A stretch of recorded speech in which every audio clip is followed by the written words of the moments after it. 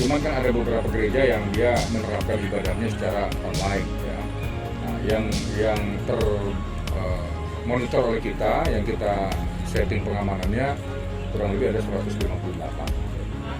Untuk sementara potensi gangguan keamanan Pak? Ya, tetap kita antisipasi ya semua potensi kerawanan, terutama ancaman terorisme.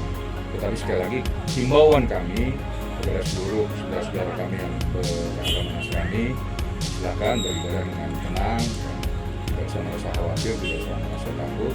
Kami dari Polres Kantor siap mengamankan seluruh rangkaian kegiatan ibadah.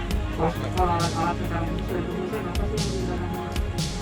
Ya, alat-alat khusus kita ada alat-alat standar ya, ada metal detektor kita siapkan.